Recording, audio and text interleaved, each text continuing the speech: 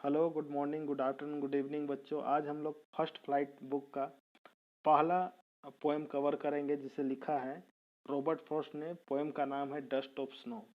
चलिए हम लोग समझने का कोशिश करते हैं पोएम को। सबसे पहले हम लोग टाइटल से समझेंगे। बच्चों, यहाँ डस्ट का मतलब होता है स्मॉल पार्टिकल। स्मॉल पार्टिकल मतलब छोटे छोटे कण। कोई भी छोटा छोटा कण जो होता है उसे हम लोग कहते हैं डस्ट।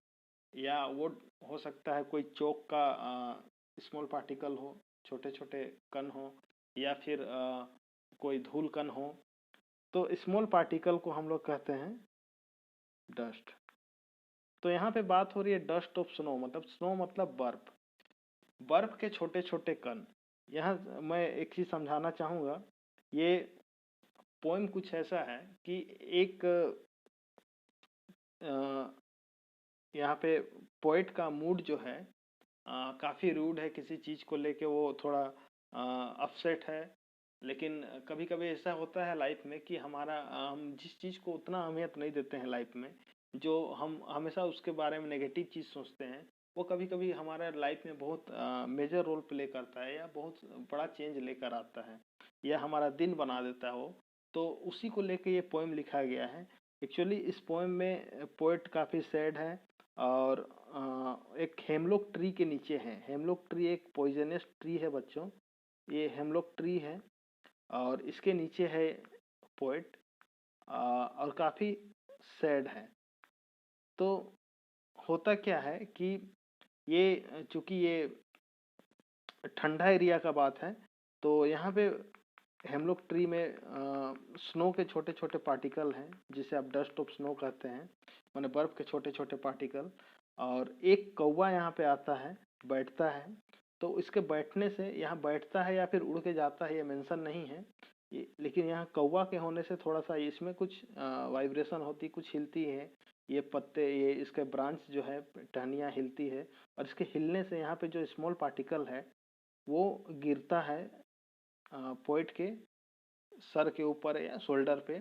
तो इससे क्या होता है, इसको बहुत ज़्यादा फ्रेशनेस फील होती है, मतलब एक मतलब अजीब अजीब सी ताजगी आती है। और ये सडनली इसका मूड चेंज हो जाता है और ये इसका फेस हैप्पी हो जाता है। तो ये यही छोटा सा ये पोएम है।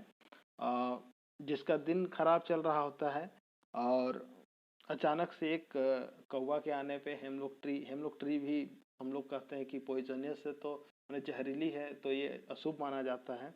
और कौवा कलर में भी ब्लैक है ना, उसकी आवाज़ मधुर है।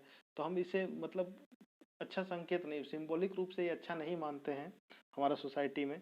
लेकिन मतलब ये दोनों चीज़ें जो हैं जिसको हम नेगेटिव रेफरेंस के तरह ले रहे हैं यहाँ पे, वो कैसे पॉजिटिव इम्पैक्ट लाता है लाइफ में, उसको ये पोएम दिखा रहा है।